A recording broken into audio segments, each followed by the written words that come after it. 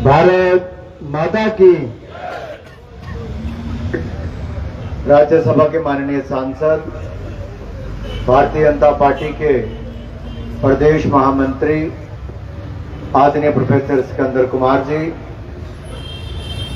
ऊना के लोकप्रिय विधायक, पूर्व में रहे प्रदेशाध्यक्ष आदरणीय भाई सतपाल सिंह सत्ती जी, प्रदेश के उपाध्यक्ष और पूर्व में मंत्री रहे आदरणीय वीरेंद्र कंवर जी, जिला के सम्माननीय अध्यक्ष और पूर्व में रहे विधायक आदरणीय बलबीर सिंह चौधरी जी,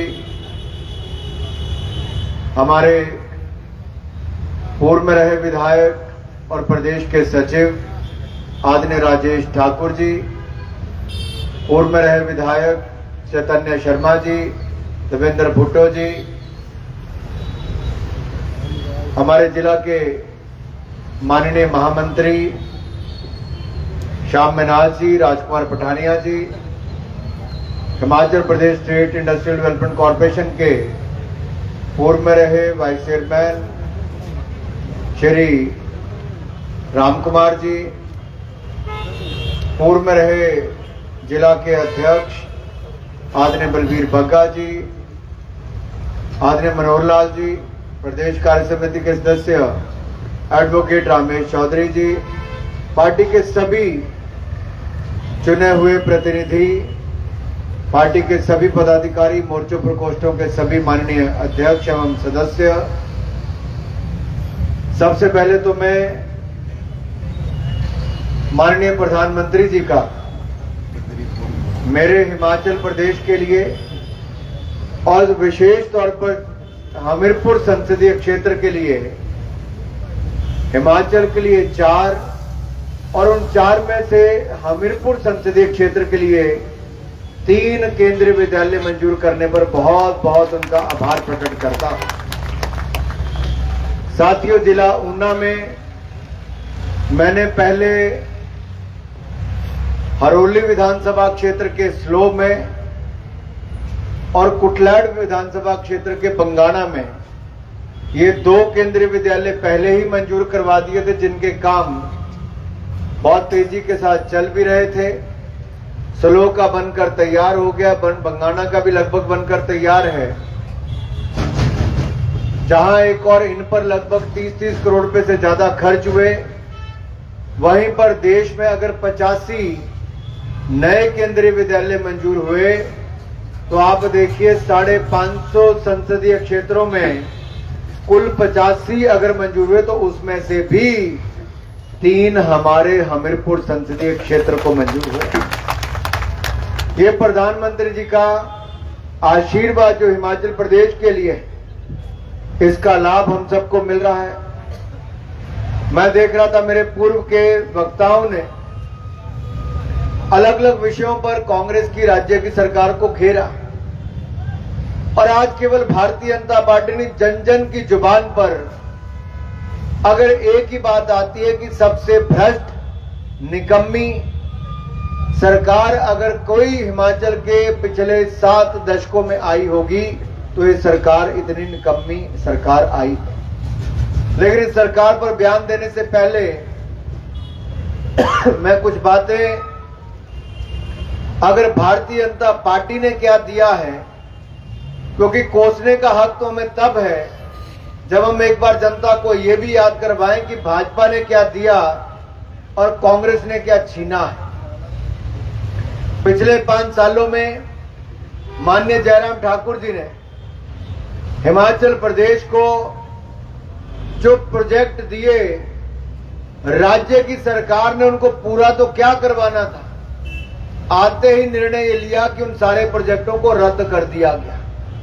दिया तो कुछ नहीं, लेकिन रद्द करने का काम किया। इसी तरह से जो मेरी बहनें 1500 रुपए की मांग लेकर यहां पर बैठी हैं, ये 1500 रुपए 23 लाख बहनों को देना तो क्या था,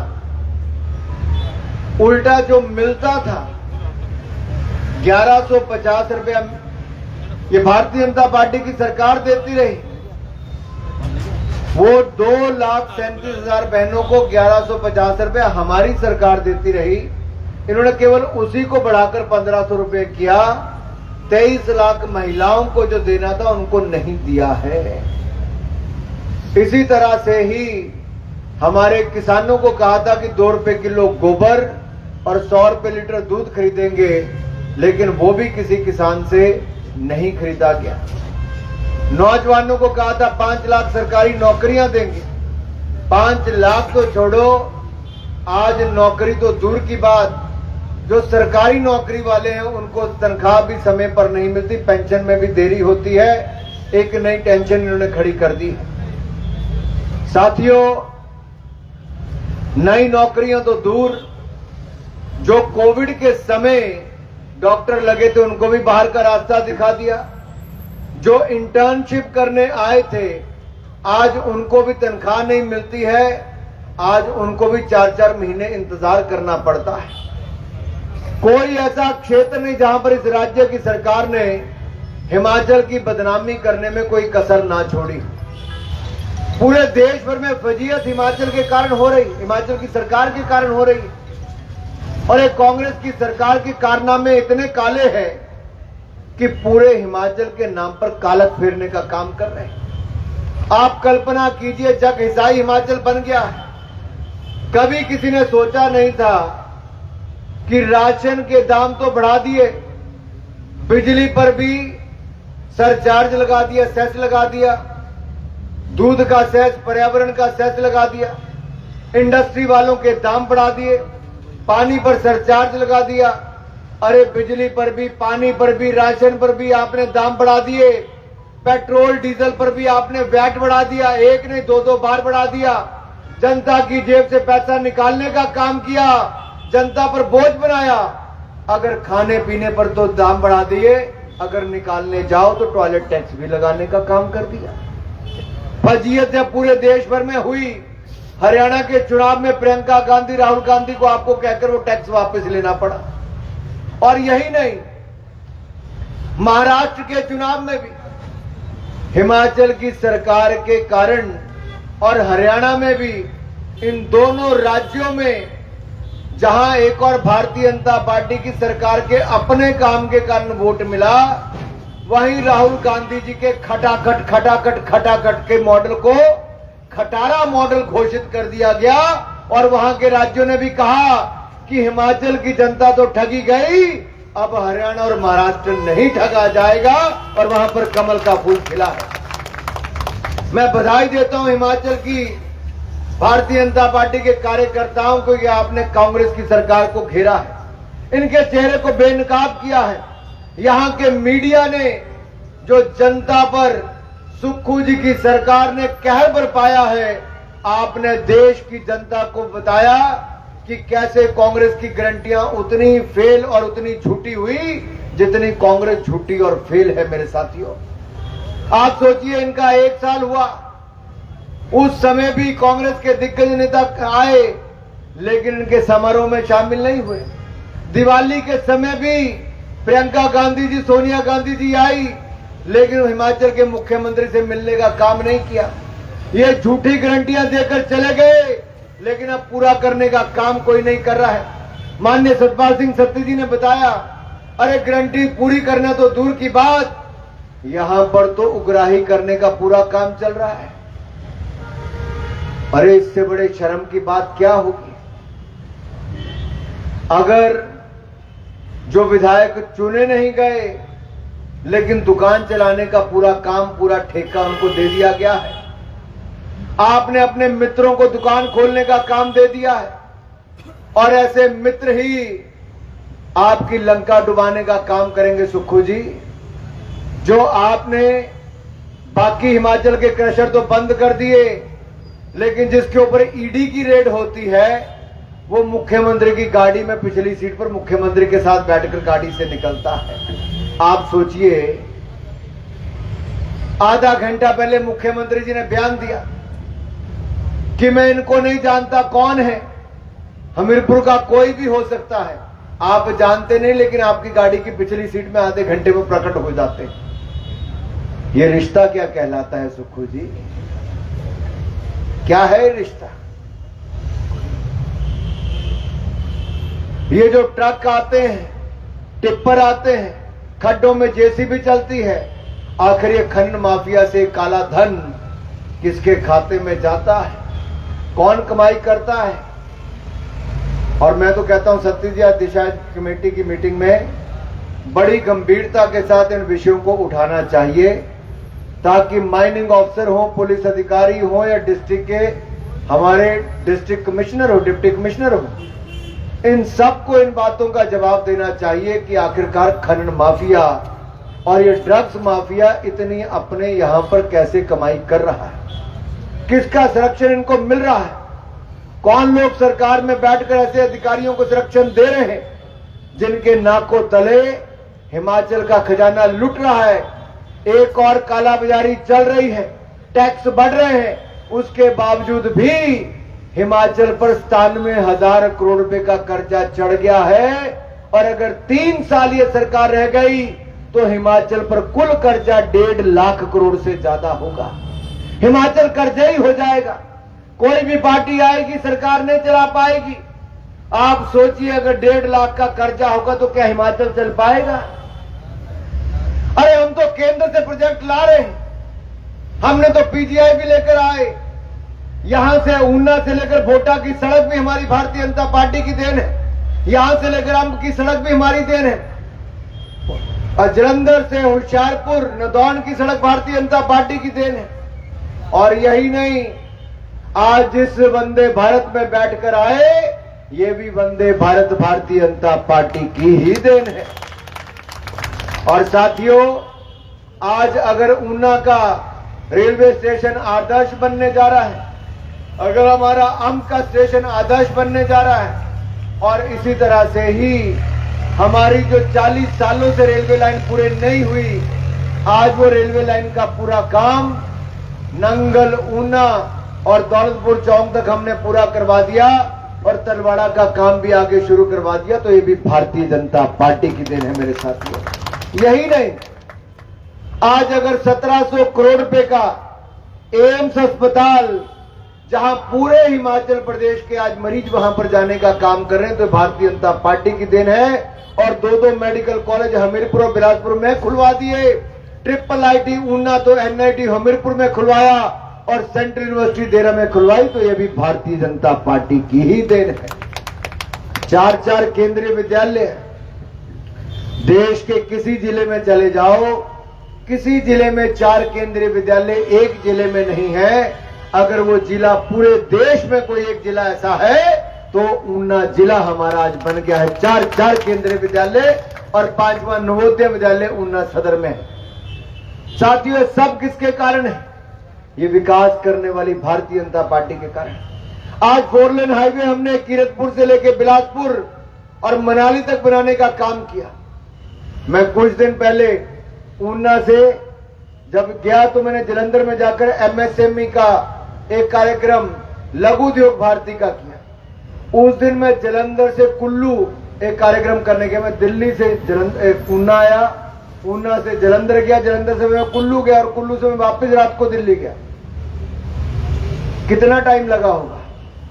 जलंधर से कुल्लू 8 घंटे लगते थे, हम लोग 3.25 घंटे में कुल्लू पहुंचे। 4 घंटे। ये बदलाव कैसे आया है? ये नरेंद्र मोदी जी की भारतीय जनता पार्टी की सरकार के कारण। पहले इसी कीरतपुर साहब से लेकर हमें बिलासपुर तक 3 घंटे का समय लगता था, आज हम 35 मिनट में वहां पहुंच जाते हैं।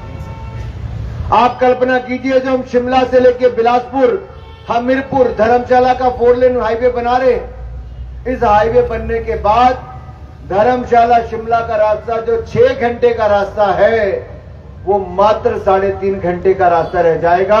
और अगर हमें ऊना से शिमला जाना होगा, जो आज 5-5.5 घंटे लगाकर जाते हैं, तो आप यहां से शिमला 3-3.5 घंटे में पहुंच जाओगे। ये भी हम करके देने वाले हैं साथियों। ये भारतीय जनता पार्टी की देन होगी। एक नहीं, अनेकों ऐसी योजनाएं ये भारतीय जनता पार्टी की देन है।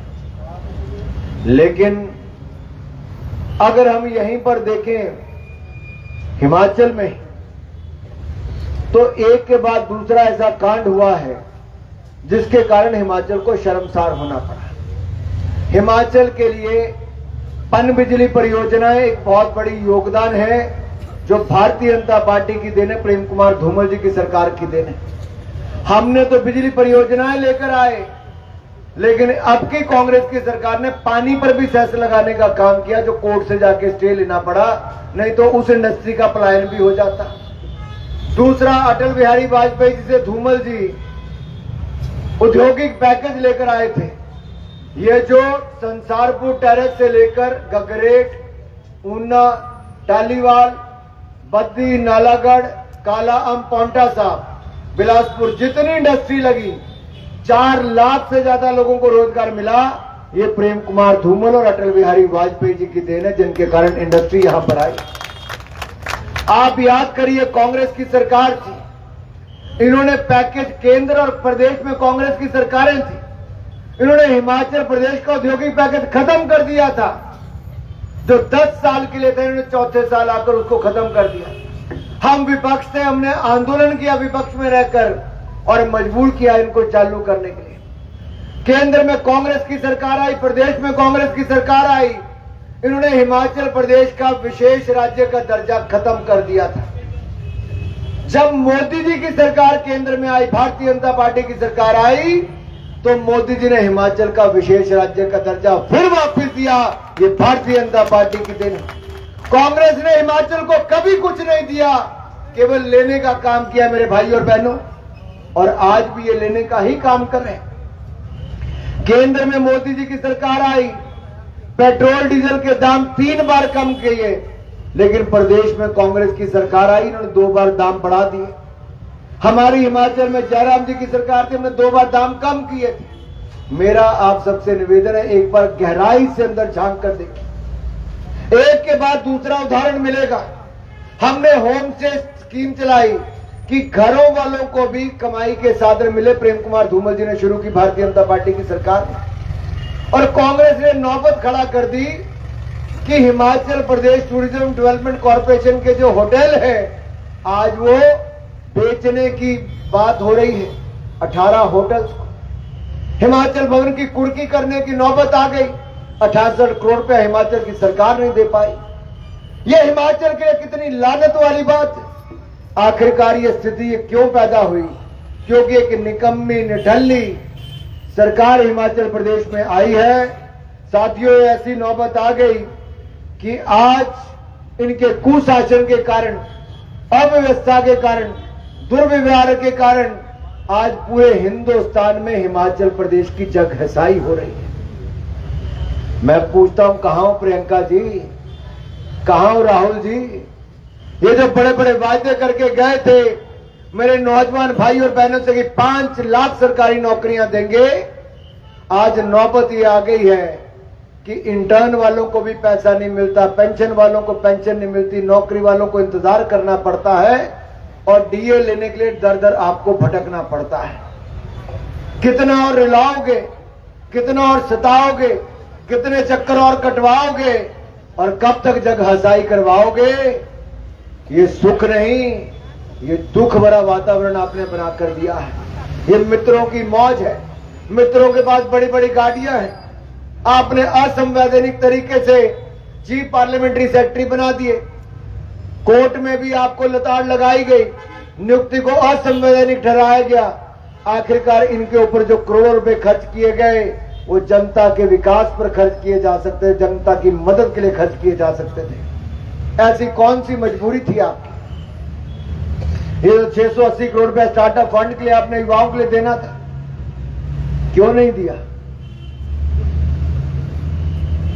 कहां गया पैसा? कितने लोगों को मिला? कितने उद्योग उससे शुरू हो पाए? अरे नया कहां से शुरू होगा? जो चलता था आपने वो भी बंद करवा दिया। अगर बिजली के दाम इतने बढ़ जाएंगे तो कौन सा रुकेगा? अगर उग्राही करने के लिए आपके इंस्पेक्टर से लेकर आपके अधिकारी जाएंगे और जहां पर दवाइयों की फैक्ट्री हम लाए थे, इतनी फैक्ट्रियां यहां पर लाए थे, और फैक्ट्रियां लाने के साथ साथ हम बल्क ड्रग पार्क भी लेकर आए, हजारों करोड़ रुपए का लेकर आए। आपने हिमाचल की ये हालत कर दी है कि आज 23 दवाइयों के सैंपल फेल हुए हैं और नशा बनाने वाली फैक्ट्रियां आज हिमाचल में पकड़ी जा रही हैं।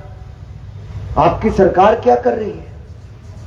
आप एक भ्रष्ट अधिकारी को नियुक्ति करके देते हैं। ये आपके ऊपर और आपकी व्यवस्था के ऊपर कई सवाल खड़े करता है। आपका ये आर्थिक कुप्रबंधन और ये कांग्रेस का कुशासन, ये जगहसाई का कारण पूरे देश भर में बना है। और आज पिछले 4 घंटे से ये सैकड़ों कार्यकर्ता और आम जनता यहां पर इसलिए इकट्ठी हुई है कि सोई हुई सरकार को जगाने का काम करेंगे। 2 साल हुए हैं और इन 2 सालों में आर्थिक आपातकाल जैसी स्थिति आपने खड़ी कर दी है। इकोनॉमिक इमरजेंसी कहीं पर आकर खड़ी हुई है, फाइनेंशियल इमरजेंसी कहीं पर आकर खड़ी हुई है, तो हिमाचल प्रदेश के राहुल गांधी के आर्थिक खटारा मॉडल के कारण हुई है। ये पूरे देश भर में आप तेलंगाना, कर्नाटक और हिमाचल, ये 3 जगह में कांग्रेस का नाटक चल रहा है।